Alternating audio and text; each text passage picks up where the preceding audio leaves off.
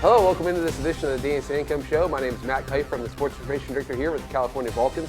With me again is head coach Danny Sancomb. Coach, another great week for the Vulcans, another road trip, continuing road trip, but 2 more W's. Yeah, very long road trip, but very happy with the results. Now, I was preempted by this one here. Last time I asked you what was the go-to food for the Thanksgiving. Now we're preempted because you've been on the road so much. What's the preemptive go-to snack for you guys on the road? God, they eat a ton, our guys. I would say subs and pizza, but for snacks, I would say they really enjoy the Hostess cakes, Pop-Tarts, and gummy bears. Yeah, you guys have definitely been on the road, but guess what? You finally get to play at home here on Sunday, but it's still not quite a home game. We're throwing to the throwback, the Hamer, but we'll get to that later. But you started the weekend road trip, PSAC crossover play with Millersville. Marauders, tough place to play a little bit there, and then you go to overtime in the first game of back-to-back. Yeah, the trip was long. You know, it's about a 3.5-hour trip to get there, and it was a long trip. There was traffic, so we got there the night before. Millersville was very good. Obviously, they were 4-1, 4-0 at home. We knew it was going to be a tough game, and it was pretty much exactly what we expected. So we were happy that defensively we were very solid defensively without our big problem was we fouled too much that game and put them to the line, but our defense and overall was good. We made it difficult for them to score. They scored a lot from the line, but our defense was solid. I was happy with that. Yeah, it's an 89-87 victory. Front end of a back-to-back. You probably don't want to go to overtime the first game, but you guys are still able to get the win. Big game again for KJ McClurg, 27 points, 12 of 14 from the line. Looking at also Jermaine Hall, double-double, 13 and 12. And then Antoine Arnett, 13 points off the bench, 5 rebounds. And even Donald Whitehead, 9 points, 9 boards, and 6 assists. Yeah, just very well balanced team. KJ's been playing at a very, very high level. He continued to do that through the entire weekend. He scored the ball well for us. He also rebounded, played very good defense for us. Jermaine is really starting to get into it. He played very, very well against Millersville on both ends, which really, really helped. And Antoine was just was great for us this weekend. Just scored the ball for us against Millersville. Also played very good defense and rebounded the ball. And Donald controlled the ball. Obviously having 9 rebounds from your point guard, that's great. He cleaned up all the long rebounds, which he's quick and was able to get to the ball, which was great for us. And one of those ones, sort of an awkward game for you guys in terms of you guys are only 5 of 19 from beyond the arc. Obviously, you guys shoot much better than that most of the time, but you went 22 of 27 from the line, so that really kept you guys in it and kept the game close. So that anytime you had issues at the long distance, you were able to take advantage of the charity stripe. Yeah, there was a lot of fouls called in that game for both teams, and key players were in foul trouble. But our guys did a good job attacking and converting when they went to the line. And I felt like Zion Collins did a really good job for us closing the game. He had some nice attacks late in the game and overtime to get us some easy baskets. Yeah, you talked about going to the free throw line a lot. Millersville 36 times in the game. Their big 2 guys, Day Waters and Jane Faulkner, went a combined 22 of 25. But Faulkner missing a huge free throw there toward the end of the game. Yeah, he was so good from the foul line, and he attacked so well. And he did. I think he maybe made 8 or 9 in a row. And finally, he missed one, which was very, very good for us. Now, again, that game's a little bit different, too, for the aspect of you played after the women's. The women also went to overtime. So you guys, women go to overtime, you go to overtime, and you got to get on a bus and go to Shepherd late at night after those games, and they'll probably get to the hotel pretty late going into Shepherdstown. Yeah, and I didn't realize Shepherd was that far from Millersville. It's a 2.5-hour trip, so we got back to the hotel like around 10:40, and there was a big wrestling tournament, and wrestling teams were checking it. We didn't get into our rooms until about 11 p.m. But you found a way to bounce back because the Shepherd was an early game, so that way you guys could get back at a decent hour on Saturday. And going against Shepherd, you pulled out a 73-70 victory against the Rams. Yeah, hard-fought win. Shepherd did not quit. We had them down multiple times in the game, and they just continued to battle and really got hot in the last 3 minutes of the game and made us earn that game. It came down to the wire. We had to make key foul shots, and our guys stepped up to the line again and did a good job. Yeah, KJ led the way, 20 points, 7 boards. Jermaine, 18 points, 5 of 7 from beyond the arc. So he was one of those games he was just feeling from beyond the arc in the long range. And Antoine, 29 minutes off the bench, because of foul trouble, 13-8. Just again, huge moments there for a freshman getting his time to play in the PSAC crossover. Yeah, really happy for Antoine too. He's one guy that really works at his craft. Before practice, he's always in there. His schedule for class permits him to get to the gym before we actually start official practice, and he is in there working on shooting, working on ball handling, and it's just good to see when guys work hard that they're rewarded, and he played very, very well for us over the weekend on both ends of the floor. Yeah, you had a 40-32 lead there at halftime, shooting 6 of 11 from beyond the arc. So it's just one of those things, night and day difference, where the day before, literally the day before, struggled from beyond the arc. First half, you guys were really hitting it from long range. And I think a lot of that was Jermaine Hall. He was locked and ready to go and shot the ball extremely well. For us to start the game, and he just kept scoring and scoring, and he got open and made a couple shots, felt good. Then he started making some tough shots. He played really, really well for us Saturday versus Shepherd. And then again, also talking about the difference between days and the games, officiating crew, and just how the game is played and called. 36 free throws for the opposing team on Friday, and then on Saturday against Shepherd, only 6 free throws. So the guys really, in terms of, they didn't get to the line that much, and they only played 7 guys for Shepherd, so it was one of those things, a tight rotation going against the Rams. Yeah, very happy with that, and we obviously addressed that. 2 out of our last 3 games, we fouled too much, and we need to clean that up, and we're working to clean that up, and we did a really good job against Shepherd by not letting them get to the line. Yeah, and then yesterday, being Monday, KJ McClurg got named PSAC West Athlete of the Week. Just having a phenomenal season, leading the conference in scoring, like top 5 in the conference and almost every other stat offensively.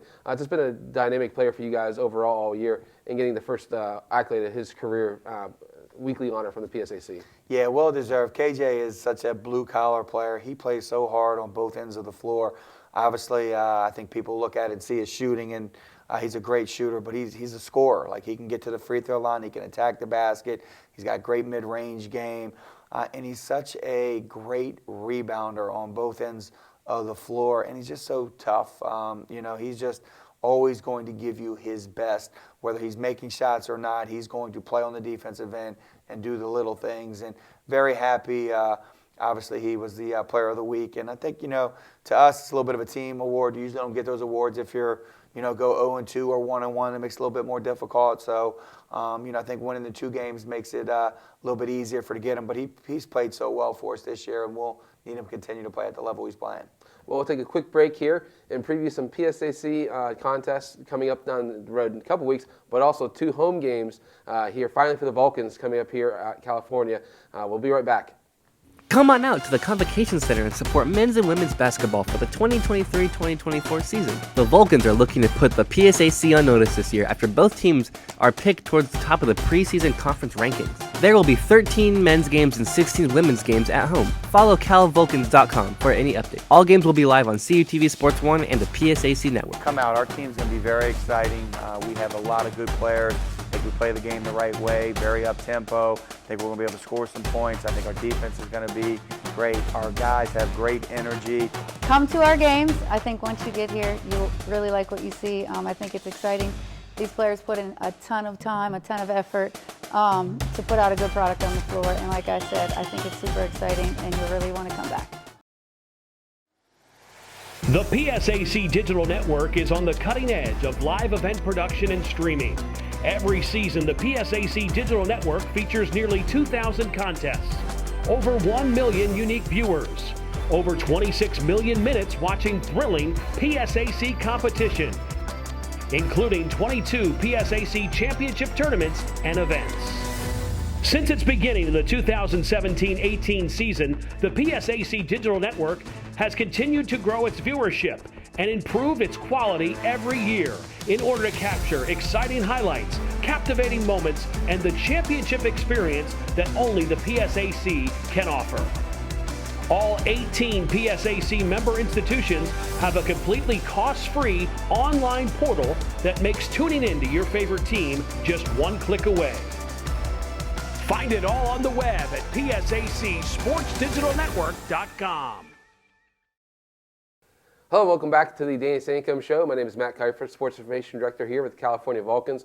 And taking a couple minutes here during finals week is Coach Sancomb Coach, obviously the guys are finishing up some important stuff in the classroom here this week before finally playing at home. I know they're probably excited for it, starting with Sunday, a non-conference contest versus Chestnut Hill. Yeah, big week for us in the classroom, obviously finishing the semester, and then, getting prepared and ready for Chestnut Hill to come, and we get to finally play a home game. And yes, the players are excited, the coaches are excited. It's been a long time coming to play a home game, which we haven't done yet this year, so we're ready for it. Yeah, Chestnut Hill is a team that's not, the Vulcans don't play a whole lot in really any sport, including basketball. Last year you guys played out their place right before the Thanksgiving break, sort of the same thing you did with Lincoln this year. One of those Eastern PA trips, let all your guys from Maryland, Virginia, New Jersey go home. Easier trip for them. But you pulled out a 90-64 victory, and before that you hadn't played them for over a decade. In that game, Cam and Jermaine both scored 23 and DJ had 15.